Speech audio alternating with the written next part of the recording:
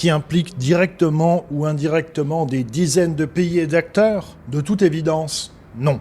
Même si la presse mainstream a focalisé son attention sur les pertes humaines qui ont émaillé les bombardements russes sur l'Ukraine, plus particulièrement Kiev dans la nuit de mercredi à jeudi, les différents sites visés par Moscou donnent des indications claires sur les tendances du moment. Un bâtiment de représentation de l'Union européenne a été délibérément frappé à Kiev, ce qui constitue une première et montre assez clairement le mécontentement de Moscou vis-à-vis de Bruxelles, qui semble être l'une des parties les moins intéressées à un compromis entre la Russie et l'Ukraine. C'est aussi le symbole du fait que Moscou semble avoir définitivement fait le deuil, à court et moyen terme, de sa relation avec les Européens. À proximité du bâtiment de l'Union européenne se trouvait également un bureau du British Council, une institution britannique promouvant l'enseignement de l'anglais et l'étude de la civilisation britannique. Le British Council de Kiev restera durablement fermé suite au bombardement russe. Ces ciblages d'institutions européennes et britanniques interviennent alors que les Européens font tout leur possible pour rendre plus difficile encore un compromis entre Kiev et Moscou, et où l'Allemagne inaugure la construction d'une usine d'armement, espérant peut-être se refaire une santé dans l'industrie militaire, alors que son industrie civile est en recul sévère et constant depuis le début du conflit en Ukraine en 2022. Si l'Union européenne s'est, comme à son habitude, indignée de ces frappes, le commentaire américain a été plus varié.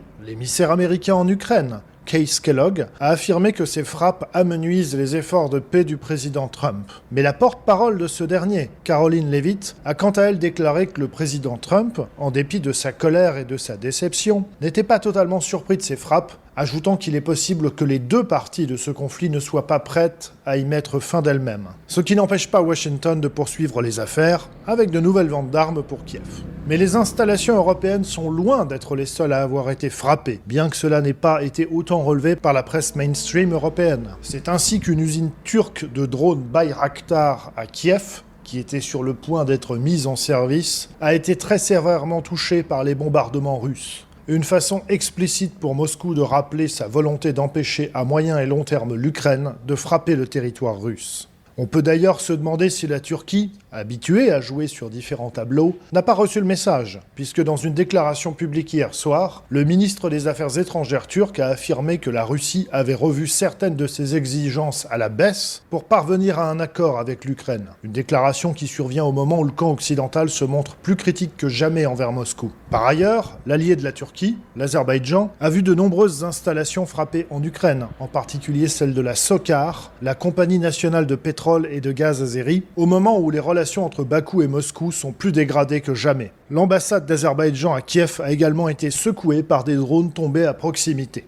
Quant à la partie ukrainienne, Kiev continue de viser les raffineries et oléoducs russes, avec succès pour le moment, ce qui provoque un certain désordre en Russie et rappelle le talent militaire de la partie ukrainienne dans cette guerre asymétrique. Mais l'information la plus surprenante du jour est sans doute le fait que pour la première fois depuis le début du conflit en 2022, l'Ukraine vient d'assouplir le régime de la loi martiale en autorisant les hommes âgés entre 18 et 22 ans à franchir la frontière et donc quitter le territoire.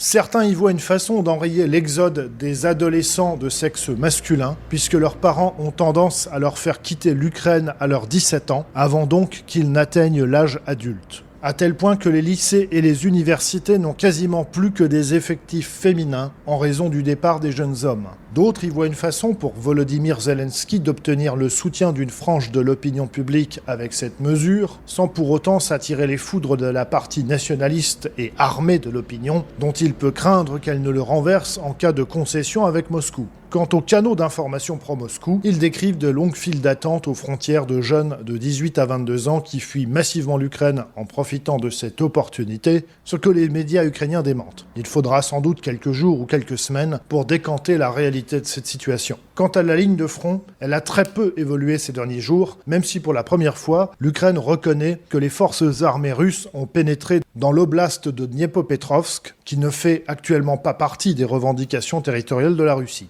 En attendant, en dépit des rodomontades de Donald Trump, rien ne semble devoir empêcher la poursuite du conflit russo-ukrainien.